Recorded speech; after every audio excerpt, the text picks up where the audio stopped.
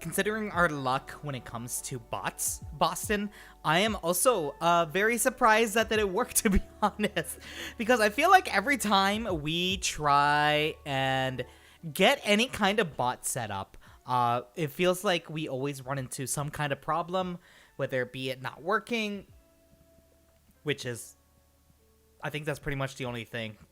Especially because it's always been on and off again, which is just the most annoying thing. Because how do you fix a bot that only works some of the time and not all of the time? That one I feel like is hard because I think that's all more up to the bot and not necessarily up to setup. It makes me curious now, though, why it didn't work before, you know? It's like, how? How did it not work? Because I know on Saturday, you know, we had that stream. I had that collab, and it was all good and fun and everything like that. But that was your first time. Maybe it was because of the timing. I'm wondering if it's because you literally set it up like right before I went live, or maybe just it didn't take effect until it only took effect like not long afterwards, something like that. Who knows? Yeah. One day I'll make a bot that does everything. Honestly, that would be really good, because a bot that can do everything. Because I know StreamCord can do also YouTube streams and YouTube videos and uploads and everything like that. Or not StreamCord. Dino updates or whatever like that. But the stupid thing is, like, the only way you can get access to the YouTube integration is if you pay $5 a month. And it's like, I get that, you know, you need you need the muns and everything like that. But when it comes to a website like YouTube, and considering a lot of more people are going to be streaming on YouTube, I think lately, to kind of hide that behind a paywall is, I don't know. I just feel like we're not going to use that bot much anymore because of it. But hello, everybody. I hope you guys are doing well today. It is December 5th, you guys. Can you believe it? In like less than a month, a couple weeks, it'll finally be a new year, a new time for us to make new things happen. And it's going to be really crazy. That's such an insane thought, because I've been at this for 2 years now, essentially. I think it's been 2 years. I'm not sure at this point. I know there's been a lot of like things of hiccups and everything like that. I know it's been, I think it passed my 2-year mark on Twitter, and meaning it passed my 2-year mark on as streaming, meaning that we're gonna hit 3 years of streaming, and it's gonna be the Christmas time. And of course, I do plan possibly streaming.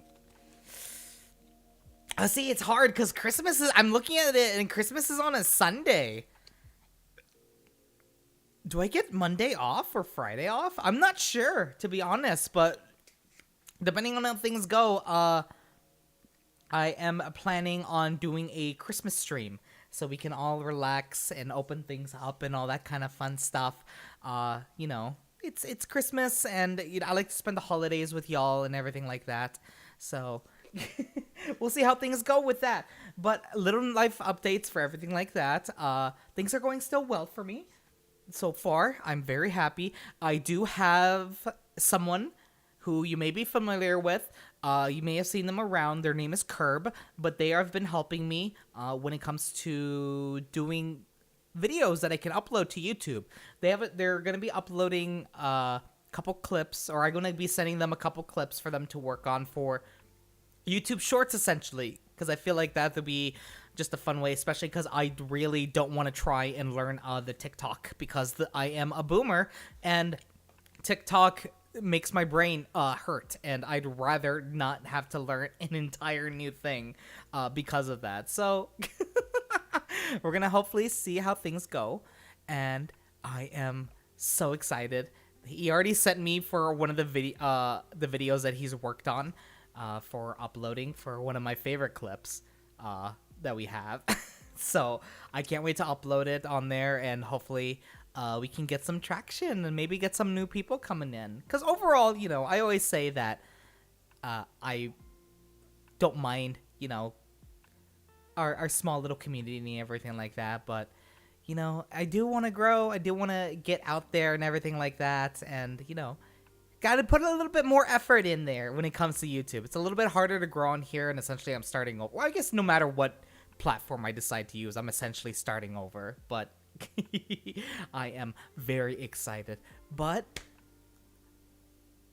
what else do I have going on? Oh, yes. So I know I put out a schedule already, but the schedule might be changing, of course, because of how I am.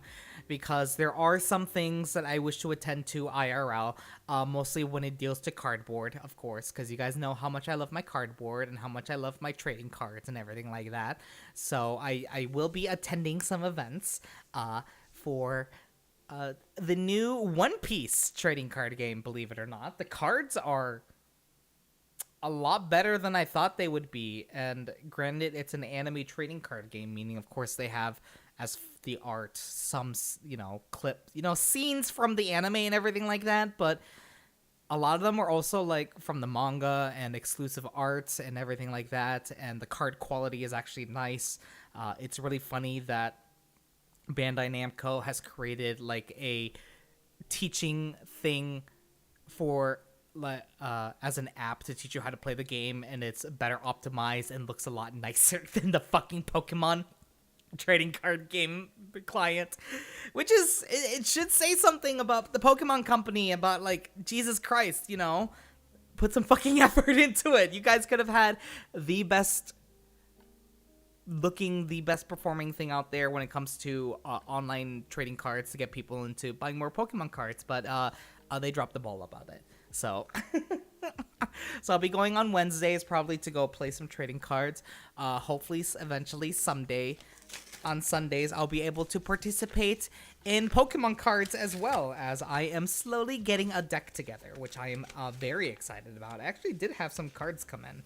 This is a holo, actually, and oh boy, this is not, I hope the other one is a holo, otherwise I'm gonna be very upset, because I like all my cards to look the same, same art, same, if one's a holo, I have to get them all in holo, of the same type of holo, because you know how Pokemon has the main artwork holographic, and then what they like to call the reverse holographic.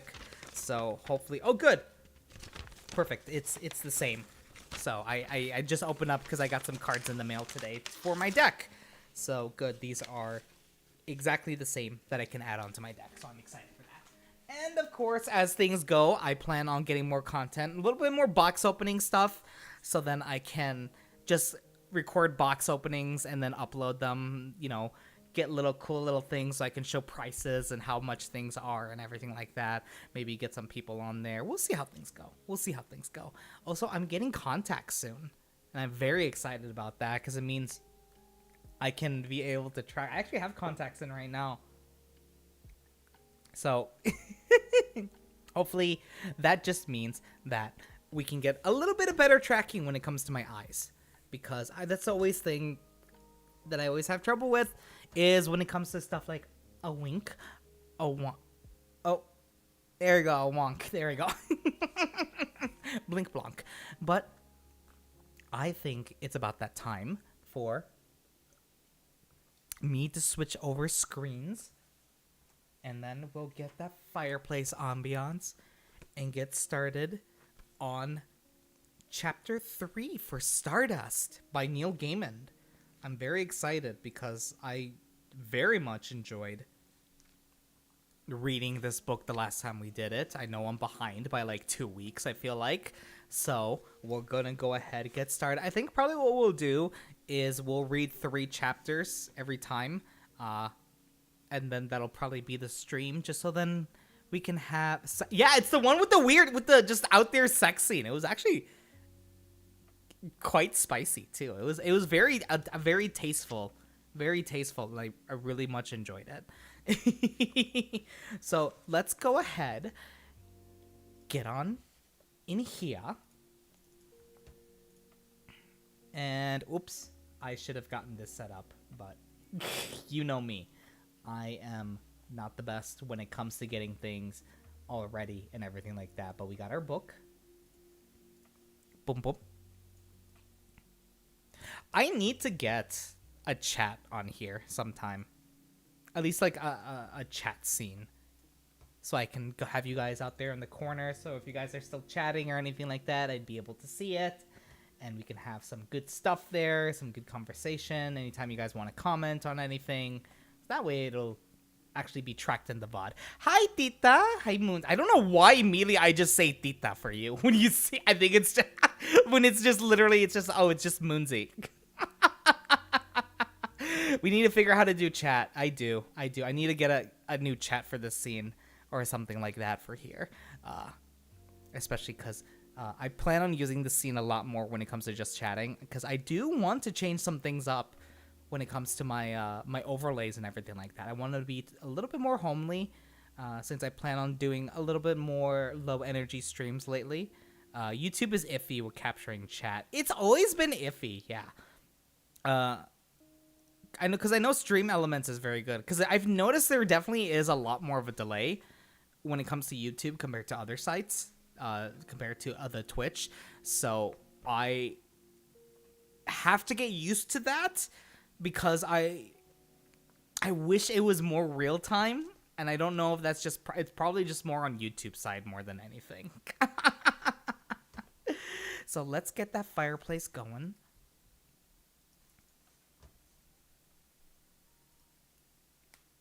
Ooh, got that nice snap crackle pop when it comes to it. Now let's see. I don't know if you guys can hear that.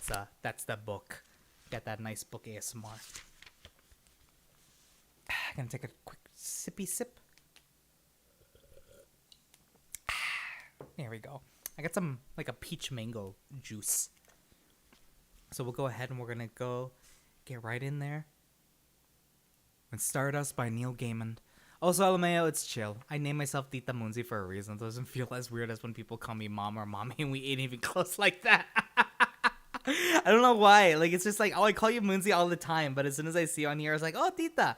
And maybe it's just because I had a lot of relatives that I just immediately just, you know, like, just Tita is just what they were. And then I see it and I'm like, oh, it's just Tita Munzi. It's just Tita. Okay. Chapter 3, in which we encounter several other persons, many of them still alive, with an interest in the fate of the fallen stars. The Stormhold had been carved out of the peak of Mount Hagyuan by the first lord of the Stormhold, who reigned at the end of the first age and into the beginning of the second. It had been expanded, improved upon, excavated, and tunneled into by successive masters of Stormhold, until the original mountain peak now raked the skies like the ornately carved tusk of some great gray granite beast. The Stormhold itself was perched high in the sky, where the thunderclouds gathered, before they went down to their lower air, spilling rain and lightning and devastation upon the place beneath. The 81st Lord of Stormhold lay dying in his chamber, which is carved from the highest peak like a hole in the rotten tooth. There is still death in the lands beyond the fields we know. He summoned his children to his bedside, and they came, the living and the dead of them, and they shivered in the cold granite halls. They gathered about his bed and waited respectfully, the living to his right, the dead on his left. 4 of his sons were dead, Secundus, Quintus, Quartus, and Sextus, and they stood unmoving, grave figures, insubstantial and silent.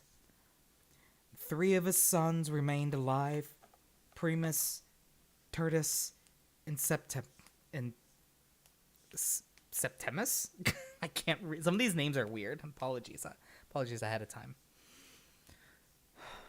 They stood solidly, uncomfortably, on the right of the chamber, shifting from foot to foot, scratching their cheeks and noses, as if they were shamed by the silent repose of their dead brothers. They did not glance across the room toward their dead brothers, acting as best they could, and if they and their father were the only ones in that cold room... Ooh, yes. Actually, that's a good idea, Munzi. A little movie night for that, I think that'd be great. Especially because I actually have a scene for watch-alongs on there.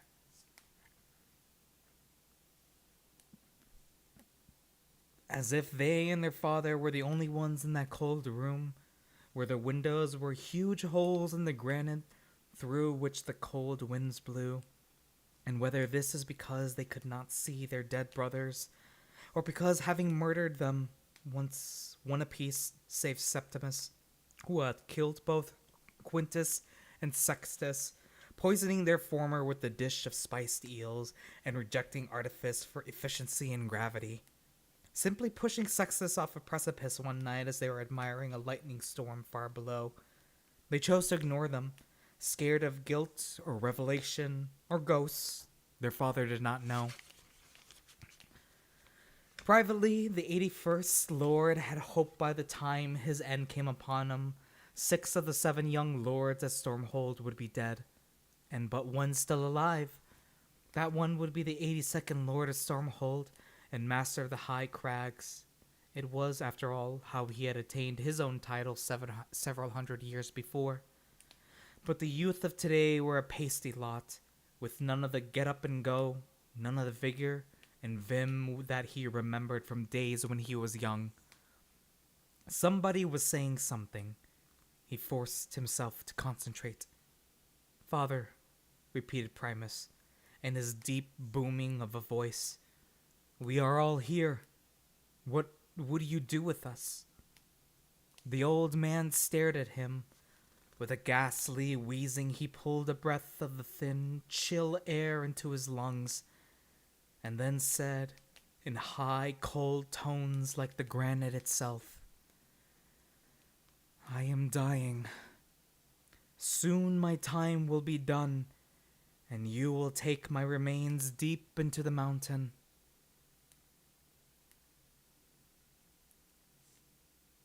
To the halls of the ancestors, and you will place me in the one of 18th hollow you come to, which is to say the first that is not occupied, and there you shall leave me.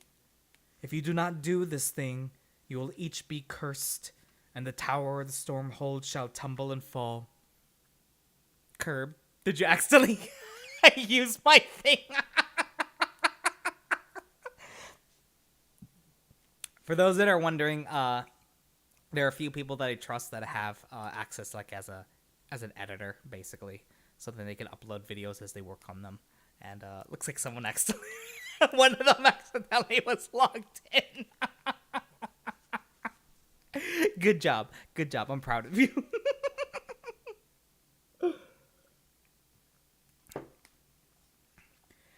His 3 living sons said nothing. A murmur ran through the 4 dead sons, though. Regret, perhaps, and their remains had been gobbled up by eagles or carried away by the fast rivers, tumbled down waterfalls and off to the sea, never to rest in the hall of ancestors. Now, the matter of succession, the Lord's voice whizzed out of him, like the wind being squeezed from a pair of rotten billows. His living sons raised their heads. Primus, the oldest, with white hairs in his thick brown beard, his nose aquiline, his eyes gray, looked expectant. Tertius, his beard red and golden, his eyes a tawny brown, looked wary. Septimus, his black beard still coming in, tall and crow-like, looked blank, and he always looked blank. Primus, go to the window. Primus strode over to the opening in the rock wall and looked out. What do you see? Nothing, sire. I see the evening sky above us and clouds below us. The old man shivered beneath the mountain bear skin that covered him. Tertius, go to the window. What do you see? Nothing, father. It is as Primus told you.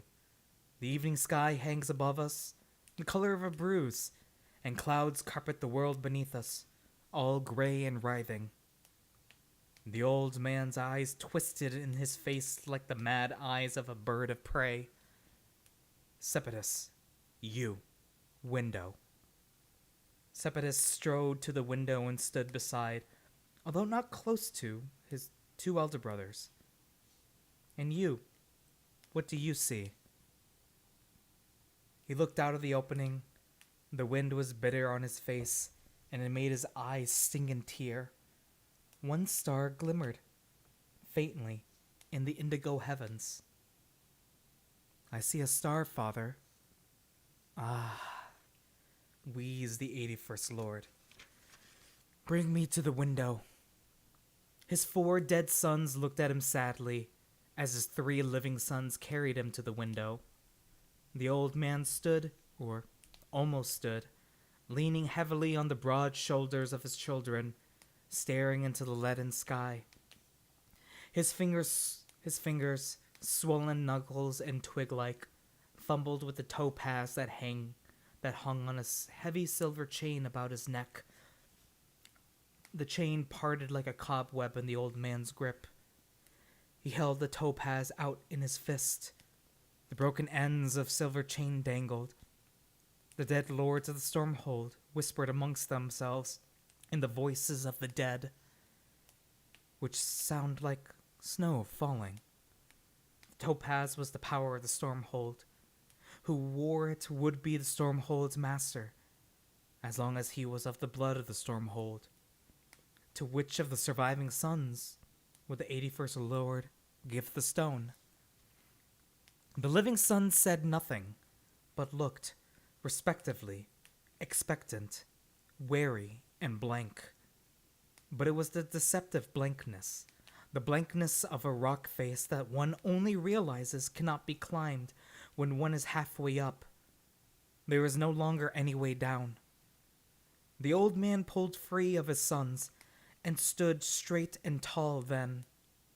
He was, for a heartbeat, the Lord of Stormhold, who had defeated the northern goblins at the Battle of Craigsland Head, who had fathered 8 children, 7 of them boys, on 3 wives, who had killed each other of his 4 brothers in combat before he was 20 years old, although his older brother had almost been 5 times his age and a mighty warrior of great renown.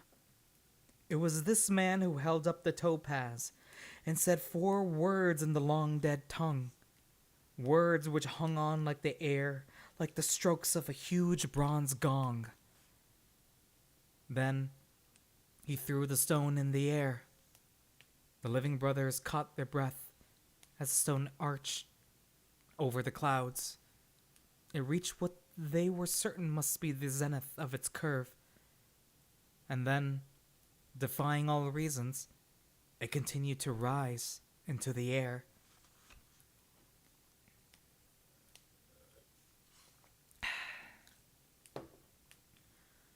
Other stars glinted into the night sky now. To he who retrieves the stone, which is the power of Stormhold, I leave my blessing, and the mastership of Stormhold, and all its domains, said the 81st Lord, whose voice losing power as he spoke, until once again it was the creak of an old man, like the wind blowing through an abandoned house. The brothers, living and dead, stared at the stone. It fell upwards into the sky until it was lost to sight. And should we capture eagles and harness them to drag us up into the heavens? Asked Ch.3, puzzled and annoyed. His father said nothing. The last of the daylight faded, and the stars hung above them, unaccountable in their glory. One star fell. Ch.3 thought, although he was not certain, that it was the first star of the evening, the one that his brother Ch.3 had remarked upon. The star tumbled a streak of light through the night sky, and it tumbled down south, somewhere to the south and west of them. There, whispered the 81st Lord, and he fell to the stone floor of his chamber, and he breathed no more. Primus scratched his beard and looked down at the crumpled thing. I've half a mind, he said, to push the old bastard's corpse out the window. What was all this idiocy about? Better not, said Ch.3. We don't want to see Stormhold tumble and fall, nor do we want a curse on our heads for that matter. Better just place him in the Hall of the Ancestors. Primus picked up his father's body and carried him back to the furs of his bed. We will tell the people he is dead, he said. The 4 dead brothers clustered with Sepetus at the window. What do you think he's thinking? Asked Quintus of Sextus.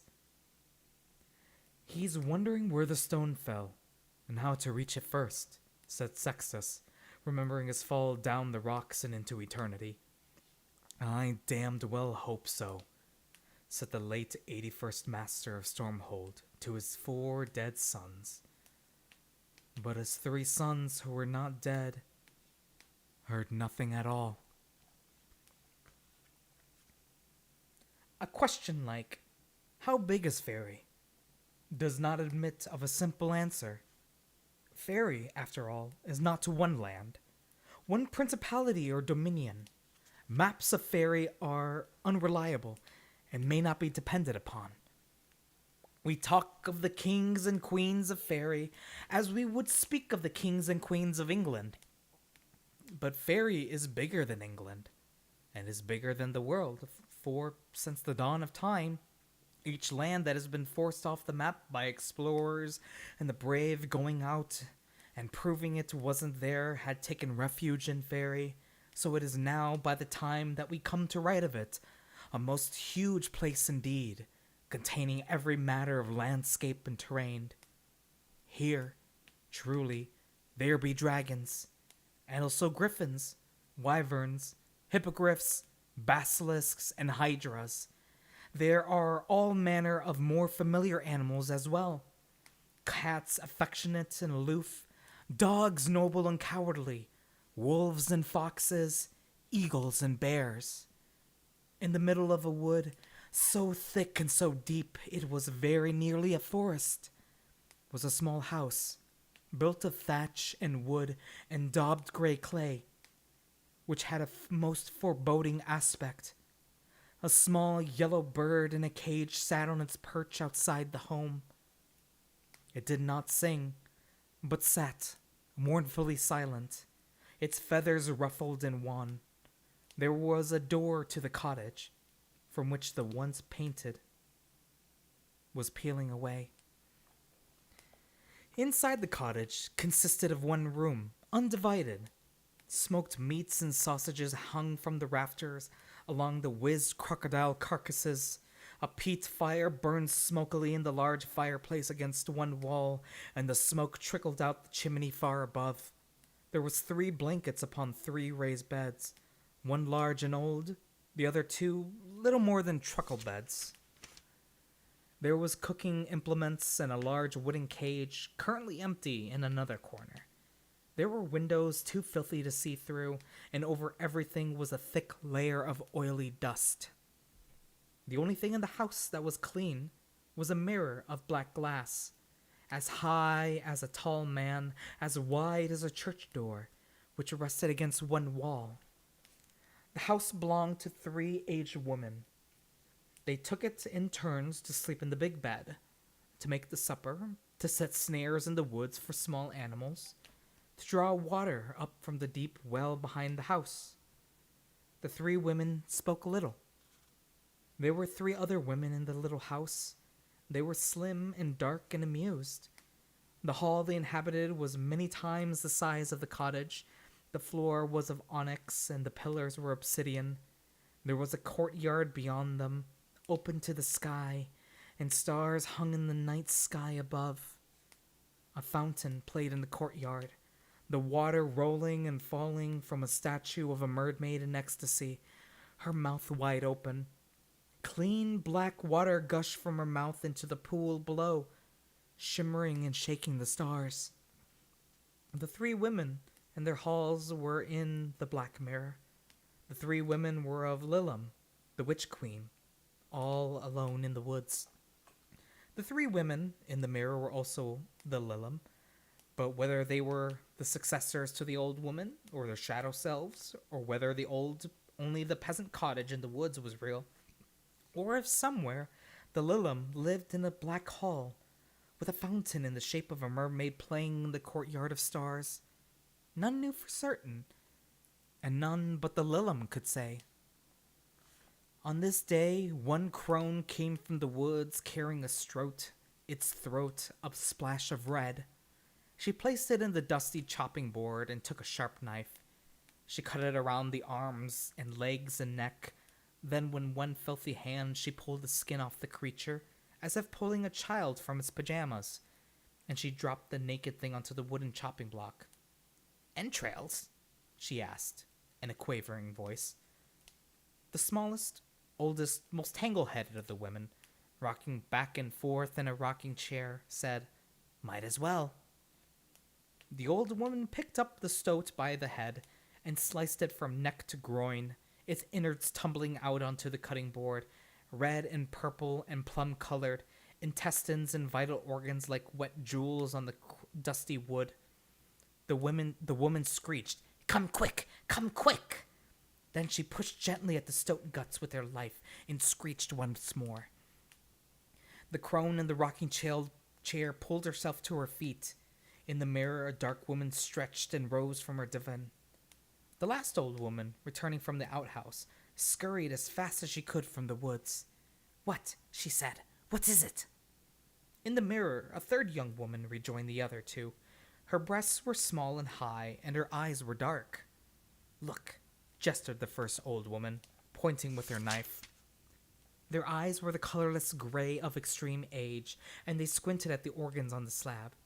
"At last," said one of them, and "About time," said another. "Which of us, then, to find it?" asked the third.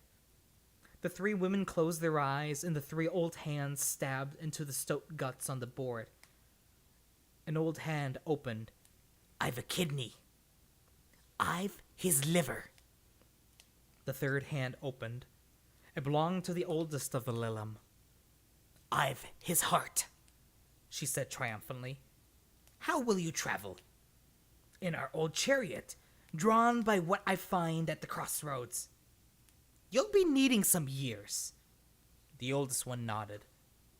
The youngest, the one who had come in from the outhouse, walked, painfully slow, over to a high and ramshackle chest of drawers, and bent over. She took a rusting iron box from the bottommost drawer and carried it over to her sisters, a different knot in it.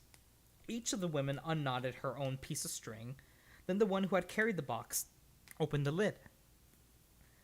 Something glittered golden in the bottom of the box. "Not much left," sighed the youngest of the Lilum, who had been old when the wood they lived in was still beneath the sea. "Then it's a good thing that we found a new one, isn't it?" said the oldest, tartly, and with that she thrust a clawed hand into the box. Something gold tried to avoid her hand, but she caught it.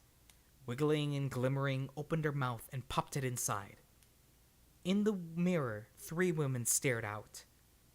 There was a shivering and a shuddering at the center of all things. Now, two women stared from the black mirror. In the cottage, two old women stared, envy and hope mixing in their faces, at a tall, handsome woman with her black hair and dark eyes and red lips. "My," she said, "but this place is filthy."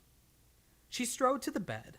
Beside it was a large wooden chest, covered by a faded tapestry. She twitched off the tapestry and opened the chest, rummaging inside.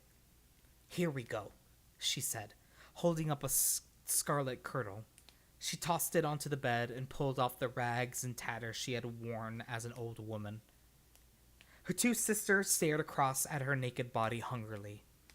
"When I return with her heart, there will be years aplenty for all of us," she said, eyeing her sister's hairy chins and hollow eyes with disfavor. She slipped a scarlet bracelet onto her wrist, and the shape of a small snake with its tails between its jaws. "A star," said one of her sisters. "A star," echoed the second. "Exactly," said the witch queen, putting a circlet of silver upon her head. "The first in 200 years, and I'll bring it back to us. She licked her scarlet lips with a deep red tongue. A fallen star, she said. One thing that I'm very appreciative of this book, especially because this is my first time reading Neil Gaiman, is I fucking love how vivid he writes. It is so fluid. It is so beautiful. Just listening just to everything that he writes and everything like that. I can't, you know? It's beautiful. Neil Gaiman uses a lot of Latin for names. Yeah, I did notice that as well, that they tend to use a lot of Latin for names, which makes that a little bit difficult, especially because I don't speak Latin.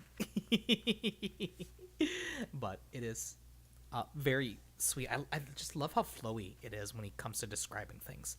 It doesn't seem... I don't know if pretentious is the right word, because I've read some books where... I guess the best way to describe is how J.R.R. Tolkien is I feel like at times a little bit over descriptive when it comes to some things, to the point where it's just like I just let me read what happens. I don't know. I'm really liking the way he writes. I think Neil Gaiman, after reading this book, might be one of my new favorite authors, and I kind of want to get more of his books, and I kind of want to get the graphic novel that he's written as well, because I am very, very hooked so far.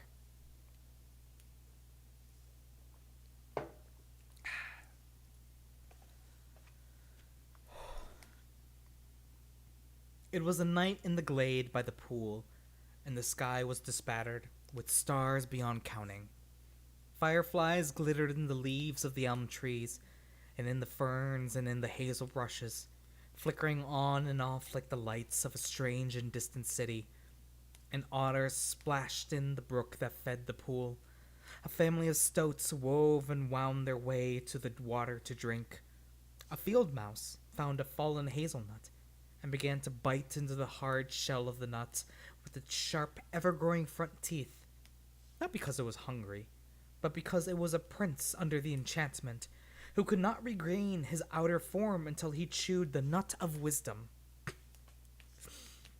But its excitement made it careless, and only the shadow that blotted out the moonlight warned it of the descent of a huge gray owl, who caught the mouse in its sharp talons and rose again into the night. The mouse dropped the nut, which fell into the brook and was carried away to be swallowed by a salmon. The owl swallowed the mouse in just a couple of gulps, leaving just its tail trailing from her mouth like the length of bootlace. Something snuffled and grunted as it was pushed through the thicket. A badger, thought the owl, herself under a curse, and only able to resume her rightful shape if she consumed a mouse who had eaten the nut of wisdom, or perhaps a small bear. That's exactly what I thought, Muzi. Oh, whoa, the nut of wisdom. I also would like... Never mind. I was gonna say, I also would like to participate in the nut of wisdom.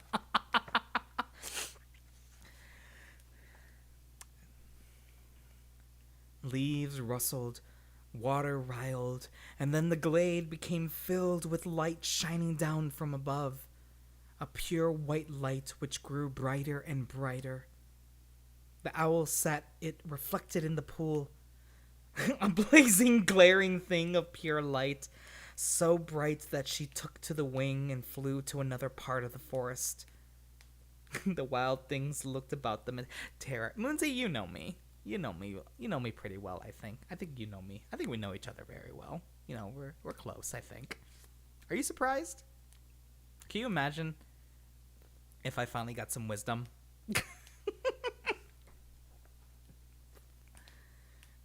Or maybe intelligence.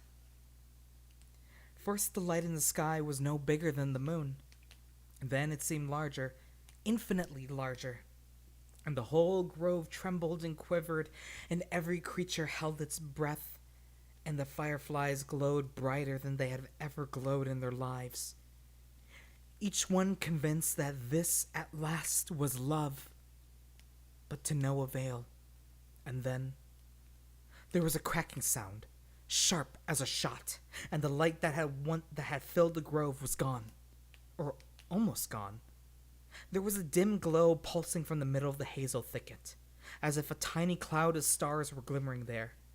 And there was a voice, a high, clear female voice, which said, "Ow!" And then, very quietly, it said, "Fuck!" And then it said, "Ow!" once more. And then it said nothing at all, and there was silence in the glade.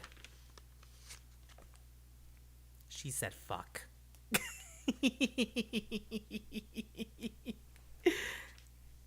Chapter 4. Can I get there by candlelight? October moved further away with every step Tristan took. He felt as if he were walking into summer. There was a path through the woods with a high hedgerow to one side, and he followed the path. High above him the stars glittered and gleamed, and the harvest moon shone golden yellow, the color of ripe corn. In the moonlight he could see briar roses on the hedge. He was becoming sleepy now. For a time he fought to stay awake, and then he took off his overcoat and put down his bag, a large leather bag of the kind that in 20 years' time would become known as a Gladstone bag, and he laid his head on the bag and covered himself with his coat.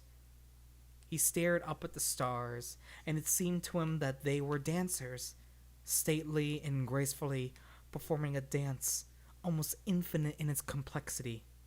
He imagined he could see the very faces of the stars, pale they were, and smiling gently, as if they had spent so much time above the world, watching the scrambling and the joy and the pain of the people below them. And they could not help being amused every time another little human believed itself to be the center of the world, as each of us does.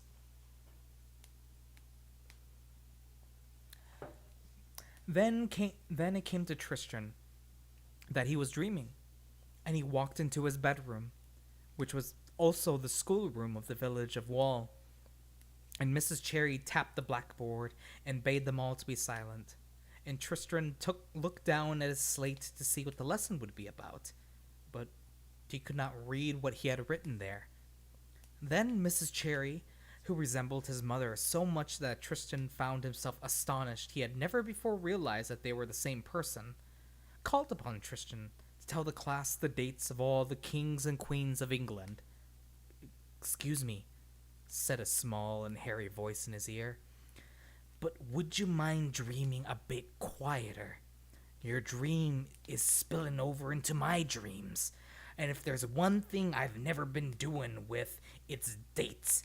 William the Conqueror, 1066. That's as far as I go. And I'd swap that for a dancing mouse."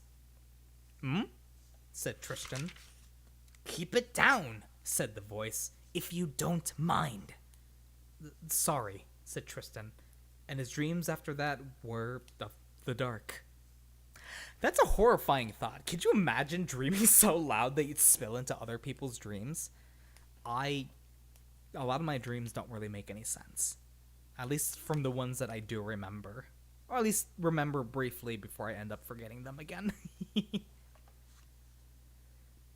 "Breakfast," said a voice close to his ear.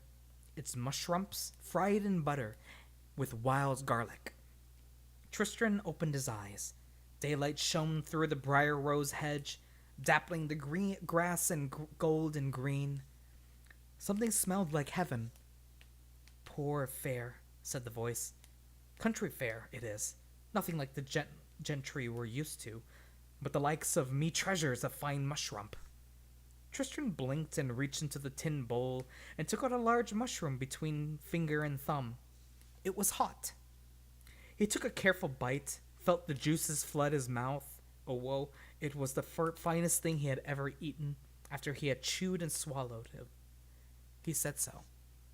"That's kind of you." said the small figure who sat to the other side of the little fire which crackled and smoked in the morning air. Kind of you, I'm sure.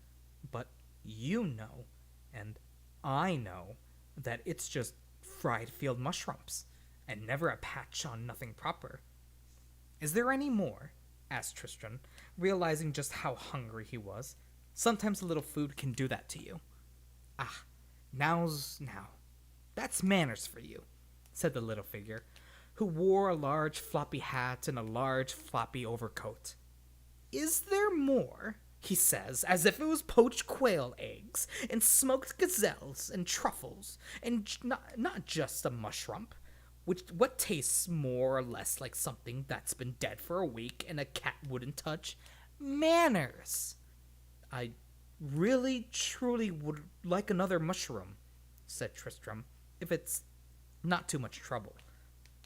The little man, if man he was, which Tristram found rather unlikely, sighed mournfully and reached into the pan sizzling on the fire. With his knife, and flicked 2 large mushrooms into Tristram's tin bowl. Tristram blew on them and ate them with his fingers. Look at you, said the little hairy person, his voice a mixture of pride and gloom. Eating those mushrooms as if you liked them, as if they wasn't sawdust and wormwood and rue in your mouth. Tristram licked his fingers and assured his benefactor that they had been the very finest mushrooms he had ever had the privilege of eating. You say that now, said his host with gloomy relish, but you'll not be saying that in an hour's time. They'll undoubtedly disagree with you, like the fishwife who disagreed with her young man over a mermaid. And that could be heard from Garmond of Stronghold. Such language! It fair turned my ears blue, it did. The little hairy personage sighed deeply. Talking about your guts, he said. I'm going to attend to mine behind that tree over there. Would you do me the signal honor of keeping an eye on their pack of mine? I'd be obliged. Of course, said Tristram politely. The little hairy man vanished behind an oak tree. Tristram heard a few grunts, and then his new friend reappeared, saying, There, I known a man in Paphlagonia who swallowed a live snake in every morning when he got up. He used to say he was certain of one thing, that nothing worse would happen to him all day. Of course, they made him eat a bowl full of hairy centipedes before they hung him, so maybe that claim was a bit presumptive. Tristram excused himself. He urinated against the side of the oak tree, next to which was a small mound of droppings, certainly not produced by any human being. They looked like deer pellets, or rabbit droppings. My name is Tristram Thorn, said Tristram, when he returned. His breakfast companion had packed up the morning's breakfast, fire, pans, and all, and made it vanish into his pack. He removed his hat, pressed it to his chest, and looked up at Tristram. Charmed, he said. He tapped the side of his pack. It was written, Charmed, Enchanted, Ensorced, and Confiscated. I used to be confiscated, he confided, but you know how these things go. And with that he set off along the path. Tristram walked behind them. Hey, I say, called Tristram. Slow down, can't you? For despite the huge pack, which put Tristram in mind of Christian's Burdens and Pilgrim's Progress, a book from which Mrs. Cherry had read to them every Monday morning, telling them that, although it was written by a tinker, it was a fine book for all that. The little man, Charmed, was that his name, was moving away from him the fast as a squirrel upon a tree. The little creature hurried back down the path. Something wrong? He asked. I cannot keep up, confessed Tristram. You walk so confoundedly fast. The little hairy man slowed his pace.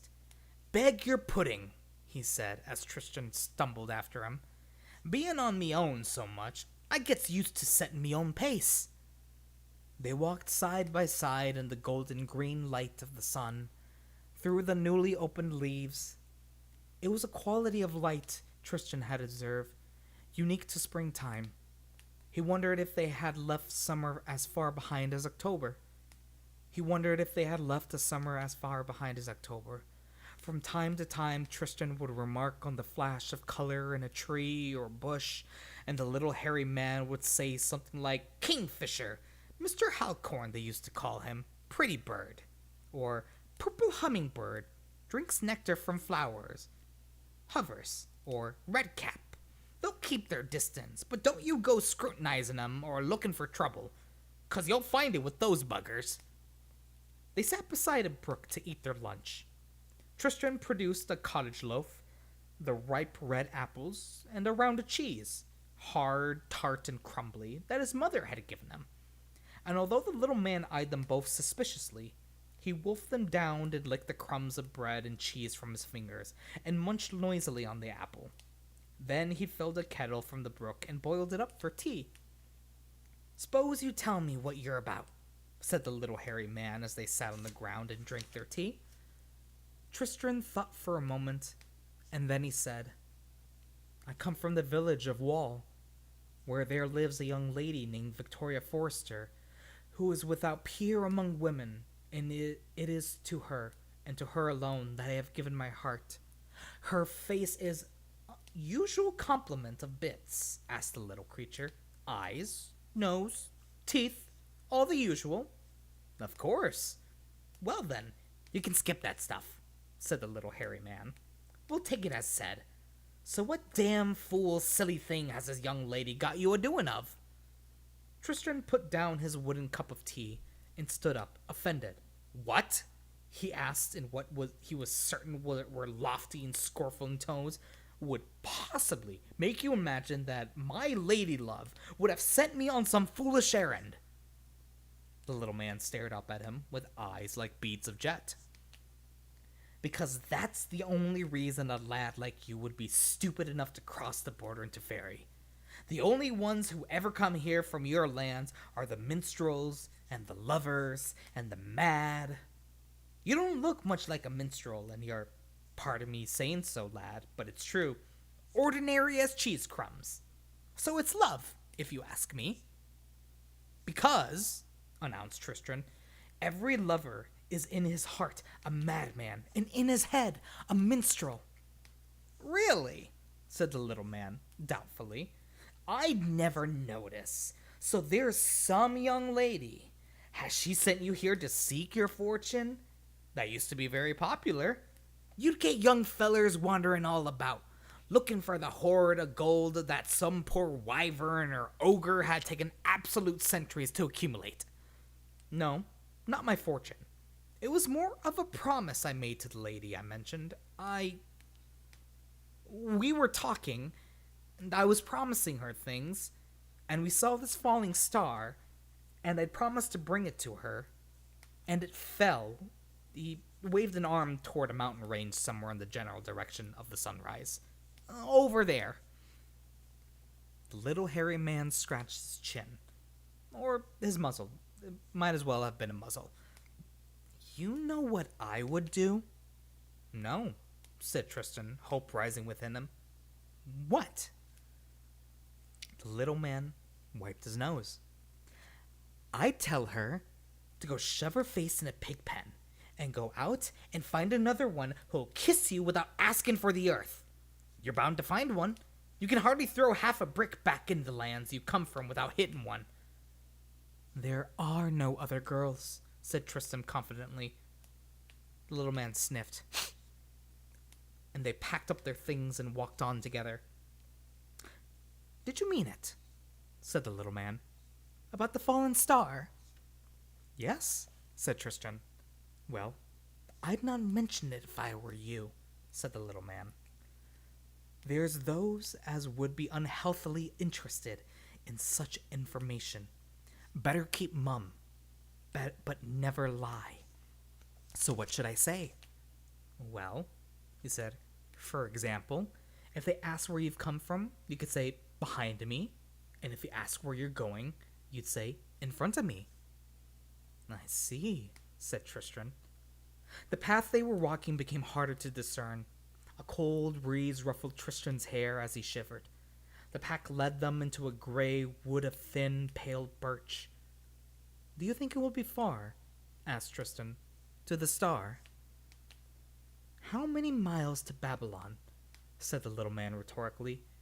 This wood wasn't here. Last time I was by this way, he added. How many miles to Babylon? Recited Tristan to himself as they walked through the gray wood. 70 and 10. Can I get there by candlelight? Yes, and back again. Yes, if your feet are nimble and light. You can get there by candlelight. That's the one, said the little man, his head questing from side to side as if he were preoccupied or a little nervous. It's only a nursery rhyme, said Tristan. Only a nursery? Bless me, there's some on the side of the wall that would give 7 years' hard toil for that little cantrip. And back where you come from, you mutter 'em to babes along of a rockabye baby or a rub-a-dub-dub without a second thought. Are you chilled, lad? Now that you mention it, I am a bit cold, yes. Look around you. Can you see a path? Tristan blinked. A gray wood soaked up light and color in distance. He had thought they were following a path, but now that he tried to see a path, it shimmered and vanished, like an optical illusion. He had taken that tree and that tree and that rock as markers of the path, but there was no path, only the murk and the twilight and the pale trees. Now we're for it, said the man in a small voice. Should we run? Tristan removed his bowler hat and held it in front of him. The little man shook his head. Not much point, he said. We've walked into the trap, and we'll still be in it even if we runs. He walked over to the nearest tree, a tall, pale birch-like tree trunk, and kicked it hard. Some dry leaves fell, and then something white tumbled from the branches to the earth with a dry, whispering sound. Tristan walked over to it and looked down. It was the skeleton of a bird, clean and white and dry. The little man shivered. I could castle, he said, Tristan, but there's no one I could castle with be better off here than we are. There's no escaping by flying, not judging by that thing. He nudged the skeleton with one paw-like foot, and your sort of people could never learn to burrow. Not that that'd do us much good. Perhaps we could arm ourselves, said Tristan. Arm ourselves? Before they come? Before they come? Why, they're here, you puttin-head. It's the trees theirselves. We're in the sear wood. Sear wood? It's me own fault. I should have been paying more attention to where we was going. Now you'll never get your star, and I'll never get me merchandise.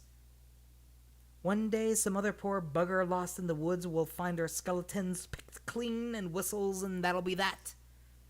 Tristan stared about him. In the gloom, it seemed that the trees were crowding about more thickly, although he had seen nothing actually move.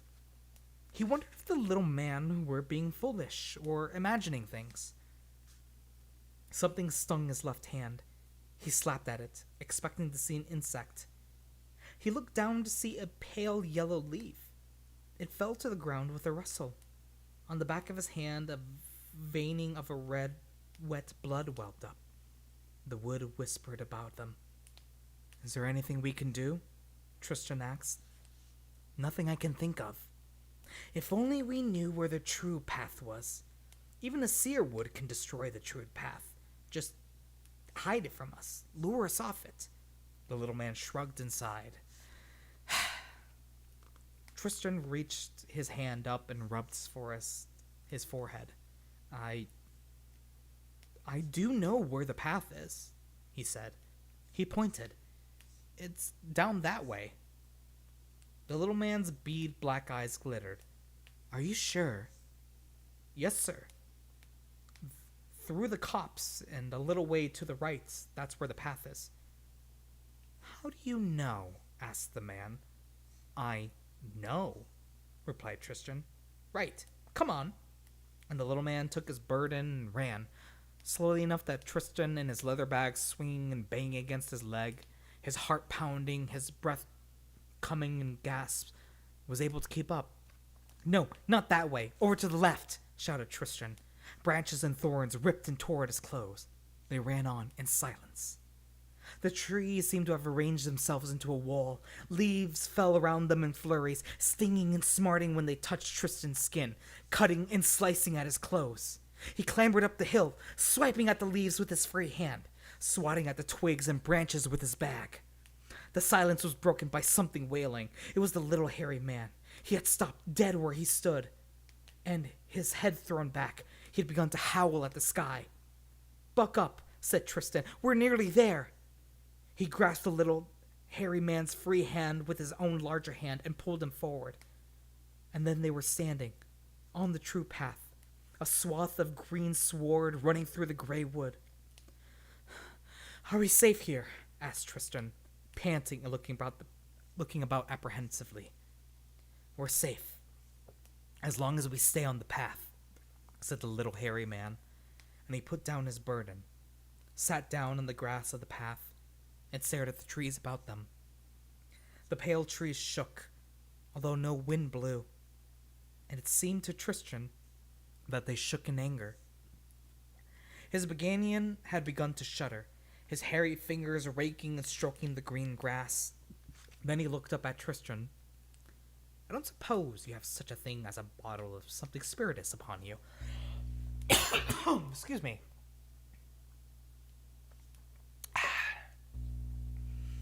Or perchance a pot of hot sweet tea." "No," said Tristan, "afraid not." The little man sniffed and fumbled at the lock of his huge package. "Turn around," he said to Tristan. "No peeking." Tristan turned away. There was a rummaging, scuffling noise, then the sound of a lock clicking shut, and then, "You can turn around if you'd like." The little man was holding an enamel bottle. He was tugging vainly at the stopper. Would you like me to help with that?" Tristan hoped the little man would not be offended by his request. He should not have worried. His little companion thrust the bottle into his hands. "Here you go," he said. "You got the fingers for it." Tristan tugged and pulled out the stopper of the bottle. He could smell something intoxicating, like honey mixed with wood smoke and cloves. He passed the bottle back to the little man. "It's a crime to drink something as rare and good as this out of the bottle," said the little hairy man. He untied the little wooden cup from his belt and, trembling, poured a small amount of the amber-colored liquid into it. He sniffed it, then sipped it, and then he smiled with the small, sharp teeth. "Ah, that's better." He passed the cup to Tristan. "Sip it slowly," he said. "It's worth a king's ransom, this bottle. It cost me 2 large blue-white diamonds, a mechanical bluebird which sang, and a dragon scale." Tristan sipped the drink. It warmed him down to his toes and made him feel like his head was filled with tiny bubbles. "Good, eh?" "I know, right? It sounds so good." Oh, I imagine it's like, because he says it smells of a honey and wood smoke and clovers. To me, it sounds like a mead, because I recall that back when I used to go to the Renaissance Festival, there was a vineyard that would have a bunch of stalls all around the Renaissance Festival that offered, like, I think it was 5 different types of mead. They had a regular mead, one that had like eucalyptus and other flowers to it. It was a very, very easy to sip wine. There was one that was called the Viking's Blood, which was a very oaky mead, and one that kind of resembles the smell and the taste that this one's describing. So I imagine that this one is definitely a honey mead, but a very, very like rare honey mead with some pristine ingredients to it. So I can kind of imagine the taste. "Too good for the likes of you and me, I'm afraid. Still, it hits the spot in times of trouble, of which this is certainly one. Let's get out of the wood," said the little hairy man. "Which way, though?" That way, said Tristan, pointing to the left. There's a con I would go to, or a friend who would aromas brew told me, I want to meet said friend, and I want to drink his mead. Because if there's one alcohol that would probably still drink a lot of, it would probably be mead. Honey wine is my favorite type of wine. It's so sweet, and it goes down so nice. And enjoying it cold, and I heard you can enjoy it warm, and it's... I've never tried warm mead, though. I should. I'm gonna go get more water real quick, because I am out of drink.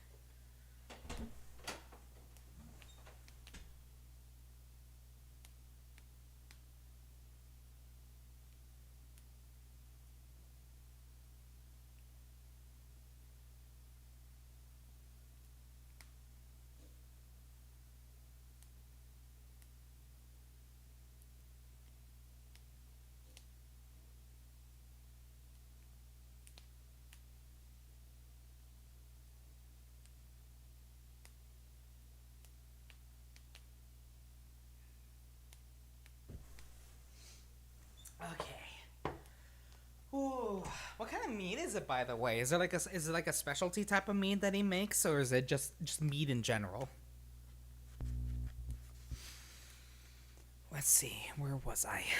God, this book is really good. I'm a little sad that I'm reading this for stream because I just kind of want to read more. Although I feel like I'm already. It's not a long book, by the looks of it. How long is this book?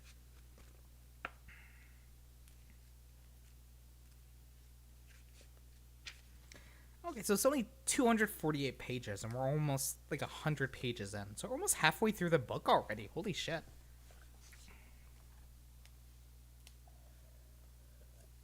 It's a short book, and the font isn't that big either. I thought this... I didn't expect this book to be this good. The little man stopped and pocketed the little bottle, shouldered his pack, and the two of them walked together down the green path through the gray wood. After several hours, the white trees began to thin, and then they were through the sere wood and walked between two low, rough stone walls along a high bank. When Tristram looked back the way they had come from, there was no sign of any wood at all. The way behind them was purple-headed, heathery hills. "We can stop here," said his companion. "There's stuff we need to talk about. Sit down." He put down his enormous bag and climbed on top of it, so he was looking down at Tristram, who sat on a rock beside the road. "There's something here that I'm not properly getting. Now tell me, where are you from?" "Wall," said Tristram. "I told you." "Who's your father and mother?" "My father's name is Dustin Thorn. My mother is Daisy Thorn." Dustin Thorn. I met your father once. He put me up for the night. Not a bad chap, although he doesn't half go on a bit while the feather's trying to get a little kip." He scratched his muzzle. "Still doesn't explain. There isn't anything unusual in your family, is there? My sister Louisa can wiggle her ears." "Same with me. I can wiggle my ears too." "I wiggle my ears when I blink." The little hairy man wiggled his own large hairy ears, dismissively. "No, that's not it," he said. "I was thinking more of a grandmother who was a famous enchantress, or an uncle who was a prominent warlock, or a brace of fairies somewhere in the family tree." "Not that I know of," said Tristram. The little man changed his tack. "Where is the village of Wall?" he asked. Tristan pointed. "Where are the Debatable Hills?" Tristan pointed once more, without hesitation. "Where's the Cantervarian Isles?" Tristan pointed down to the southwest. He had not known where there were Debatable Hills or Cantervarian Isles until the little man had mentioned them. But he was certain in himself of their location, as he were of the whereabouts of his own left foot or the nose of his face. "Now thens, do you know where his vastness of Free Martin Muckish is?" Tristan shook his head. "Do you know where his vastness of the Free Martin Muskerish Translumary Citadel is?" Tristan pointed. was certainly. And what of Paris? The one in France? That doesn't exist. Tristan thought for a moment. Well, if Wall's over there, I suppose that Paris must be sort of in the same sort of direction, mustn't it? Let's see, said the hairy man, talking to himself as much as to Tristan. You can find places in Fairy, but not in your world, save for Wall. And that's a boundary. You can't find people, but tell me, lad, can you find this star you're looking for? Tristan pointed immediately. It's that way, he said. That's good. But it still doesn't explain Nuffic. You hungry? A bit, and I'm tattered and torn, said Tristan, fingering the huge holes in his trousers and his coat where the branches and thorns had seized at him, and the leaves that cut at him as he ran. And look at my boots. What's in your bag? Tristan opened his Gladstone bag. Apples, cheese, half a cottage loaf, and a pot of fish paste. My penknife. I've got a change of underwear and a couple of pairs of woolen socks. I suppose I should have brought more clothes. Keep the fish paste, said his traveling companion, and he rapidly divided the remaining food into 2 equal piles. You done me a good turn, he said, munching a crisp apple, and I doesn't forget something like that. First, we'll get your clothes taken care of, and then we'll send you off to your star. Yes? That's extremely kind of you, said Tristan, nervously slicing his cheese onto his crust of bread. Right, said the little man. Let's find you a blanket.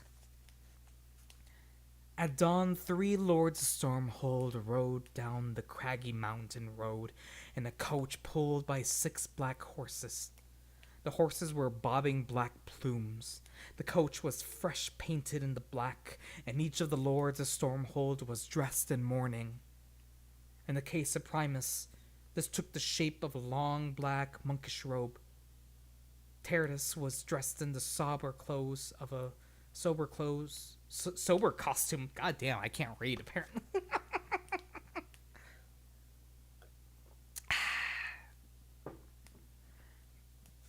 Sober costume of a merchant in mourning, while Septimus wore the black doublets and hose of black hat with a black feather in it, and looked for all the world like a fopish assassin from a minor Elizabethan historical play.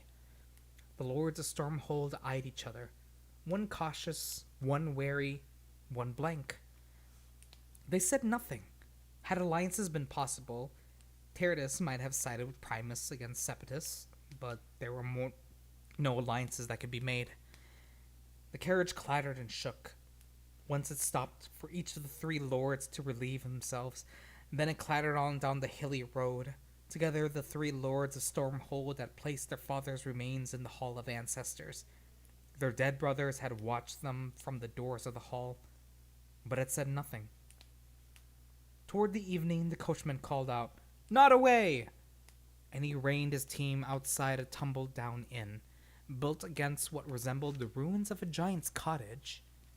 The 3 lords of Stormhold got out of the coach and stretched their cramped legs. Faces peered at them through the bottle-glass windows of the inn. The innkeeper, who was a chloric gnome of poor disposition, looked at the door.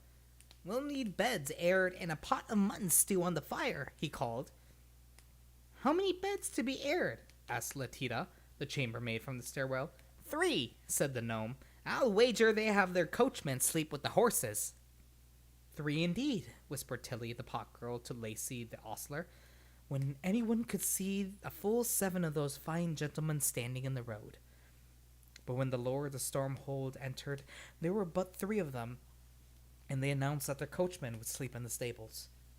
Dinner was mutton stew and bread loaves so hot and fresh they exhaled steam as they were cracked open, and each of the lords took an unopened bottle of the finest Burgundian wine, for none of the lords would share a bottle with his fellows, nor even permit the wine to be poured from the bottle into the goblets. This scandalized the gnome, who was of the opinion, not, however, uttered in the hearing of his guests, that the wine should be permitted to breathe. Their coachman ate up his bowl of stew and drank 2 pots of ale, and went to sleep in the stables. The 3 brothers went to their respective rooms and barred the doors. Tertius had slipped a silver coin to Latita, the chambermaid, when she had brought him the warming pan for his bed. So he was not surprised at all when, shortly before midnight, there came a tapping on his door. She wore a one-piece white chemise and curtsied to him as he opened the door, and smiled shyly. She held a bottle of wine in her hand. He locked the door behind him and led her to the bed, where, having first made her remove her chemise, and having examined her face and body by candlelight, and having kissed her on the forehead, lips, nipples, navels, and toes, and having extinguished the candle, he made love to her, without speaking, in the pale moonlight. After some time, he grunted, and was still. There. Lovely. There, lovey. Was that good now? Asked Latita. Yes, said Tertius, warily, as if her words guarded some trap. It was. Dude got laid. Let's go. Would you be wanting another turn before I leave? In reply, Tertius pointed between his legs. Latita giggled. We can have him upstanding again in a twinkling, she said, and she pulled out the cork from the bottle of wine she had carried in and had placed beside the bed and passed it to Tertius. He grinned at her and gulped down some wine, then pulled her to him. I bet that feels good, she said to him. Now, lovely, this time, let me show you how I like it. Why, whatever is the matter? For Lord Tertius the Stormhold was writhing back and forth in his bed, his eyes wide, his breathing labored. The wine, he grasped. Where did you get it? Your brother, said Letty. I met him on the stairs. He told me it was a fine restorative and stiffener, and it would provide us a night we should never forget. And so it has, breathed Tertius, and he twitched, once, twice, 3 times, and then was stiff and very still. Tertius heard Latita begin to scream, as if from a very long way away. He was conscious of 4 familiar presences standing with him in the shadows beside the wall. She was very beautiful, whispered Secundus, and Latita thought she heard the curtains rustle. Septimus is most crafty, said Quintus. That was the same self-preparation of baneberries he slipped into my dish of eels. And Latita thought she heard the wind howling down the mountain crags. She opened the door to the household, woken by her screams, and a search ensued. Lord Sepidus, however, was nowhere to be found, and one of the black stallions was gone from the stable, in which the coachman slept and snored and could not be wakened. Lord Primus was in a foul mood when he arose the next morning. He declined to have Latita put to death, stating she was as much a victim of Sepidus' craft as Tertius has been, but ordered that she accompany Tertius' body back to the castle of Stormhold. He left her 1 black horse to carry the body, and a pouch of silver coins. It was enough to pay a villager of naughty way to travel with her, to ensure no wolves made off with the horse, or his brother's remains, and to pay off the coachman when he finally awoke. And then, alone in the coach, pulled by a team of 4 coal-black stallions, Lord Primus left the village of Nottoway in significantly worse temper than he had arrived there. Goddamn. So obviously the star means something, because we have basically a group of lords that are trying to kill each other, whether it be by tradition or something else, because the last remaining lord gets to become the king of the land by the sounds of it. And it seems like we have a bunch of lords going to get the star. We have a bunch of witches as well. Huh. What does this mean, though? What is this star?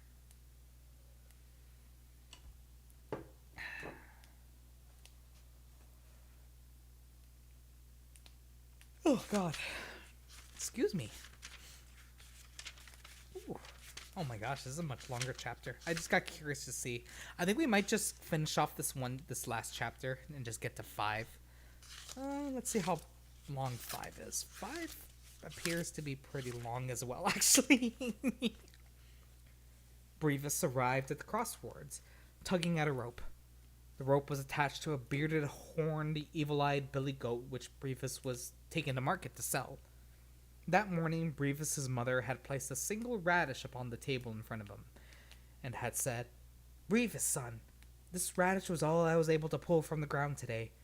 All our crops have failed, and all our food has gone. We've nothing to sell but the billy goat. So I want you to halter the goat, and take him to the market, and sell him to a farmer.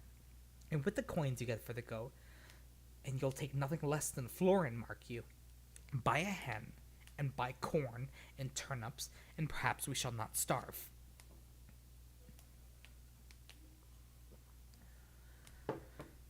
So Brevis had chewed his radish, which was woody and peppery to the tongue, and spent the rest of that morning chastising the goat about the pen, sustaining a bruise to the rib and a bite to the thigh in the process, and eventually, with the help of a passing tinker, he had subdued the goat enough to have it haltered, and leaving his mother to bandage the tinker's goat-inflicted injuries, he dragged the billy goat toward the market. Sometimes the goat would take it to the head to charge on ahead, and Brevis would be dragged behind him, the heels of his boots grinding into the dried mud of the roadway, until the goat would decide, suddenly and without warning, for no reason Brevis was able to discern, to stop. Then Brevis would pick himself up and return to dragging the beast. He reached the crossroads on the edge of the wood, sweaty and hungry and bruised, pulling an uncooperative goat. There was a tall woman standing at the crossroads. A circlet of silver sat in the crimson headpiece that surrounded her dark hair, and her dress was as scarlet as her lips. "What do they call you, boy?" she asked in a voice like musky brown honey. "They call me Brevis, ma'am," said Brevis, observing something strange behind the woman. It was a small cart, but there was nothing harnessed between the shafts. He wondered how it even got there. "Brevis," she purred. "Such a nice name. Would you like to sell me your goat, Brevis boy?" Brevis hesitated. "My mother told me to take the goat to the market," he said, "and to sell him for a hen and some corn and some turnips, and to bring her home the change." "How much did your mother tell you to take for the goat?" asked the woman in the scarlet kirtle. "Nothing less than a florin," he said.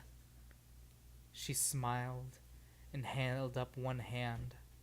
Something glinted yellow. "Why, I will give you this golden guinea," she said, "enough to buy a coopful of hens and 100 bushels of turnips." The boy's mouth hung open. "Do we have a deal?" The boy nodded and thrust out a hand which held the billy goat's rope halter. "Here," was all he could say. Visions of limitless wealth and turnips beyond counting trembled his head. The lady took the rope, and she touched one finger to the goat's forehead between its yellow eyes, and let go of the rope. Brevis expected the billy goat to bolt for the woods or down one of the roads, but it stayed where it was, as if frozen into position. Brevis held out his hand for the golden guinea. The woman looked at him, examining him from the soles of his muddy feet to the sweaty cropped hair, and once more she smiled. "You know," she said, "I think that a matched pair would be much more impressive than just one. Don't you?" Brevis did not know what she was talking about, and opened his mouth to tell her so. But just then she reached out one long finger and touched the bridge of his nose, between his eyes, and he found he could not say anything at all. She snapped her fingers, and Brevis and the billy goat hastened to stand between the shafts of their cart, and Brevis was surprised to notice that he was walking on 4 legs, and he seemed to be no taller than the animal beside him. The witch woman cracked her whip, and the cart jolted off down the muddy road, drawn by a matched pair of horned white billy goats. Oh.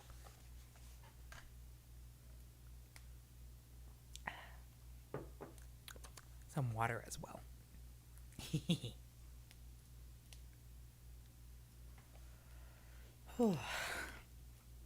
The little hairy man had taken Tristan's ripped coat and trousers and waistcoat, and leaving him covered by the blanket, had walked into the village which is nestled in the valley between 3 heather-covered hills.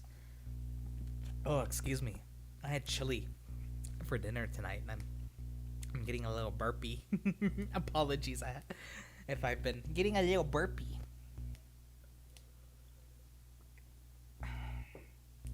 Lights flickered at the hawthorn bush behind him. He thought they were glowworms or fireflies, but on closer inspection, he perceived they were tiny people, flickering and flitting from branch to branch. He coughed politely. A score of tiny eyes stared down at him. Several of the little creatures vanished. Others retreated high into the hawthorn bushes, while a handful, braver than the others, flittered toward him. They began to laugh in high, bell-tinkling tones, pointing at Tristan. With his broken boots and blanket and underclothes and bowler hat, Tristan blushed red and pulled the blanket about himself. One of the little folks sang, "Hinkety-pinkety, boy in a blanket. He's off on a goose chase to look for a star. Inconvertibly journeys into fairy, stripped off the blanket to see who you are."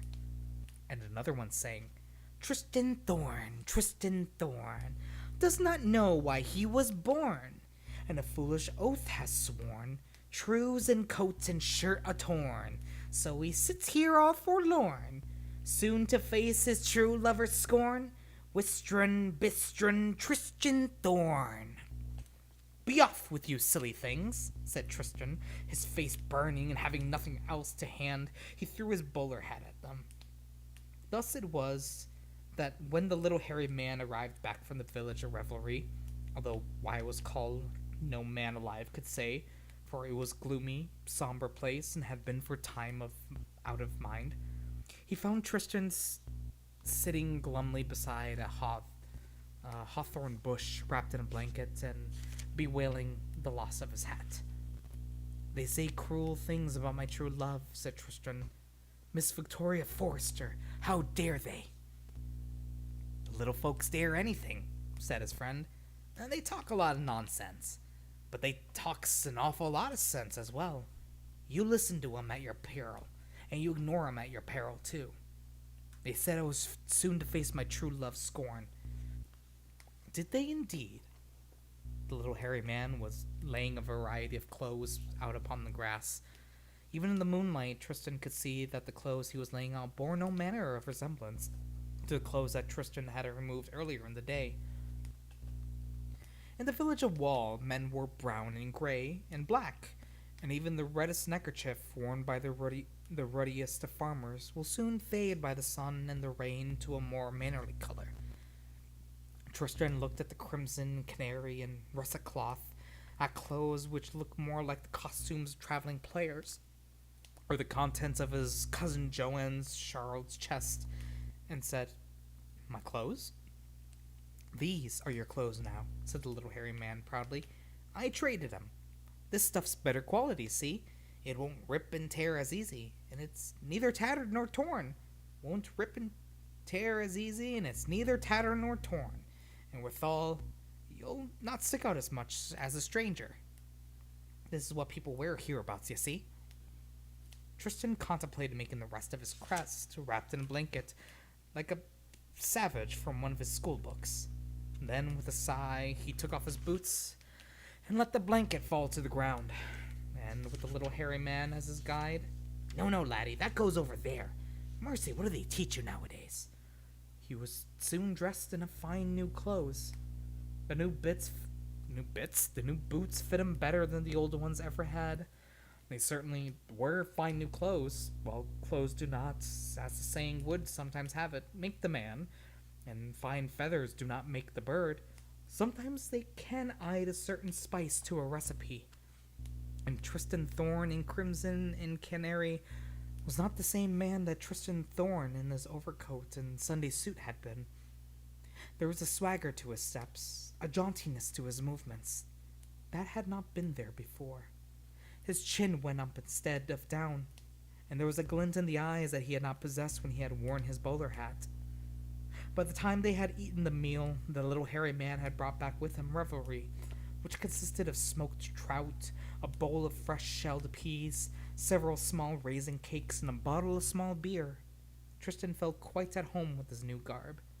"Now then," said the little hairy man, "you've saved my life, laddie, there in the sear wood, and your father, he done me a good turn back before you were born, and let it never be that I am a cove that doesn't pay his debts." Tristan began to mutter something about his friend had already done more than enough for him, but the little hairy man ignored him and continued, "So I was a-pondering. You know where your star is, don't you?" Tristan pointed without hesitation to the dark horizon. "Now then, how far is it to your star? Do you know that?" Tristan had not given the matter any thought. Hitherto he found himself saying, a man could walk, only stopping to sleep while the moon waxed and waned above him a half-dozen times, crossing treacherous mountains and burning deserts before he reached a place where the star had fallen. It did not sound like the kind of thing that he would say at all, and he blinked with surprise. "As I thought," said the little hairy man, approaching his burden and bending over it, so Tristan could not see how it unlocked. "And it's not like you'll be the only one a-looking for it. You remember what I told you before? About digging a hole to bury my dung in? Not that. About telling no one my true name nor my destination? Nor yet that. Then what?" "How many miles to Babylon?" recited the man. "Oh, yes, that. Can I get there by candlelight? There and back again? Only it's the candle wax, you see. Most candles don't do it. This one took a lot of finding." And he pulled out a candle stub the size of a crab apple and handed it to Tristram. Tristram could see nothing in the way of the ordinary about the candle stub. It was a wax candle, not tallow, and it was much used and melted. The wick was charred and black. "What do I do with it?" he asked. "All in good time," said the little hairy man, and took something else from his pack. "Take this too. You'll need it." It glittered in the moonlight. Tristan took it. "Oh, excuse me."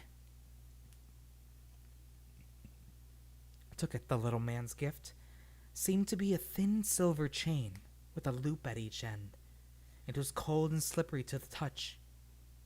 "What is it?" "The usual. Cat's breath and fish scales and moonlight on the mill pond, melted and smithed and forged by the dwarves. You'll be needing it to bring your star back with you." "I will?" "Oh, yes." Tristan let the chain fall into his palm. It felt like quicksilver. "Where do I keep it? I have no pockets in these confounded clothes." "Wrap it around your wrist until you need it. Like that. There you go. But you've a pocket in your tunic. Under there, see?" Tristan found the concealed pocket. Above it there was a small buttonhole, and in the buttonhole he placed a snowdrop, the glass flower that his father had given him as a luck token when he had left Wall. He wondered whether it was in fact bringing him luck, and if it was it good luck or bad luck? Tristan stood up. He held his leather bag tightly in his hand. "Now then," said the little hairy man, "this is what you got to do. Take the candle in your right hand. I'll light it for you. And then walk to your star. You'll use the chain to bring it back here. There's not much a wick left to the candle, so you'd best be snappy about it, and step lively. Any dawdling you regret it. Feet be nimble and light, yes?" "I I suppose so, yes, said Tristram. He stood expectantly. The little hairy man passed a hand over the candle, which lit it with a flame yellow above and blue below. There was a gust of wind, but the flame did not flicker even the slightest bit. Tristram took the candle in his hand and he began to walk forward. The candlelight illuminated the world, every tree and bush and blade of grass. With Tristram's next step, he was standing beside a lake, and the candlelight shone brightly on the water. And then he was walking through the mountains, through lonely crags where the candlelight was reflected in the eyes of the creatures, of the high snows, and then he was walking through the clouds, which, while not entirely substantial, still supported his weight and comfort. And then, holding tightly to his candle, he was underground, and the candle glinted back at him. From the wet cave walls, now he was in the mountains once more, and then he was on the road through wild forests, and he glimpsed a chariot being pulled by 2 goats, being driven by a woman in a red dress who looked, for the glimpse he got of her, the way Boadicea was drawn in the history books. And another step, he was in a leafy glen, and he could hear a chuckle of water as it splashed and sang its way into a small brook. He took another step, but he was still in the glen. There were high ferns and elm trees and foxgloves in the buttons, and the moon had set in the sky. He held up a candle looking for a fallen star, a rock perhaps, or a jewel, but he saw nothing. He heard something, though, under the babbling of the brook, a sniffling and a swallowing, the sound of someone trying not to cry. "Hello?" said Tristram. The sniffling stopped, but Tristram was certain he could see a light beneath the hazel tree, and he walked toward it. "Excuse me," he said, hoping to pacify whoever was sitting beneath the hazel tree, and praying that it was not more than little people who had stolen his hat. "I'm looking for a star?" In reply, the clod of wet earth flew out from under the tree, hitting Tristram on the side of the face. It stung a little, and fragments of earth fell down his collar and under his clothes. "I won't hurt you," he said loudly. This time, as another clod of earth came hurtling toward him, he ducked out of the way and it smashed into the elm tree behind them. He walked forward. "Go away," said the voice, all raw and gulping as if it had just been crying. "Just go away and leave me alone." She was sprawled awkwardly beneath the hazel tree, and she gazed up at Tristram with a scowl of complete unfriendliness. She hefted another clod of mud at him, menacingly, but did not throw it. Her eyes were red and raw. Her hair was so fair that it was almost white.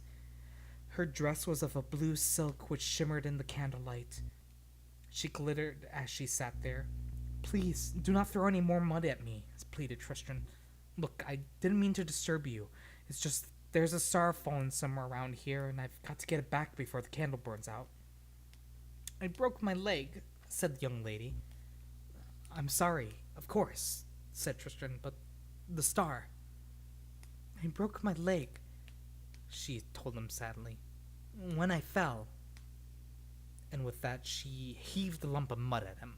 Glittering dust fell from her arm as it moved. A cloud of mud hit Tristram in the chest. "Go away," she sobbed, burying her face in her arms. "Go away and leave me alone." "You're the star," said Tristram, comprehension dawning. "And you're a clodpole," said the girl bitterly, "and a ninny, a numbskull, a lackwit, and a coxcomb." "Yes," said Tristram, "I suppose I am that." And with that he unwound one end of the silver chain and slipped it around the girl's slim wrist. He felt the loop of the chain tighten around his own. She stared up at him bitterly. "What?" she asked, in a voice that was suddenly beyond outrage, beyond hate. "Do you think you're doing?" "Taking you home with me," said Tristram. "I made an oath." And at that the candle stub guttered violently, the last of the wick afloat the pool of wax. For a moment, the candle flame flared high, illuminating the gleam and the girl and the chain unbreakable that ran from her wrist to his. Then, the candle went out. Tristan sat, stared at the star, at the girl, and with all his might, managed to say nothing at all. Can I get there by candlelight? He thought. There and back again. But the candlelight was gone, and the village of Wall was 6 months' hard travel from here. I just want you to know, said the girl coldly, that whoever you are and whatever you intend to do with me, I shall you no aid of any kind, nor shall I assist you, and I shall do whatever it is in my power to frustrate your plans and devices. And then she added with feeling, Idiot. Said Tristram. Can you walk? No, she said. My leg is broken. Are you deaf as well as stupid? Do your kind sleep? He asked her.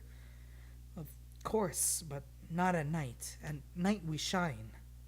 Well, he said, I'm going to try and get some sleep. I can't think of anything else to do. It's been a long day for me, what with everything. Maybe you should try to sleep too. We've got a long way to go. The sky was beginning to lighten.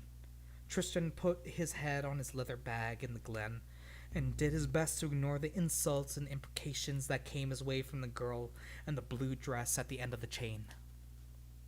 He wondered what the little hairy man would do when Tristan did not return. He wondered what Victoria Forrester was doing at the moment, and decided she was probably asleep in her bed, in her bedroom, in her father's farmhouse. He wondered whether 6 months was a long walk and what they would eat along the way. He wondered what stars ate. And then he was asleep. Thunderhead, bumpkin, dolt, said the star. And then she sighed and made herself as comfortable as she could under the circumstances. The pain from her leg was dull but continual. She tested the chain about her wrist, but it was tight and fast, and could neither slip from nor break it. Cretinous, verminous oaf, she muttered. And then, too, she slept. Ooh, we are getting somewhere. So the star is a woman. That's quite impressive. But I think right here is where we'll stop for the day, since we're about 2 hours in. And I think probably for streams, even then, we'll keep it to 2 hours and whatnot. So coming next week on Monday, we're going to be starting on Chapter 5. So I'm very excited. Thank you guys for joining me today. I hope you guys enjoyed. I'm going to try and upload the old VOD of me reading chapters 1 through 3, or chapters 1 through 2, actually, because I read 2 chapters last time. I think probably 2 chapters is a good amount, because each chapter is about an hour long to read. So, have a good night. I'll see you guys possibly Thursday, depending on how things go, because I got some things I need to do on Wednesday that I just realized. But I hope you guys have a nice day. You guys have a nice night. Always remember you are loved. Always remember you are cherished. And always remember that your life is worth it. I love you all, and have a good night. Mwah.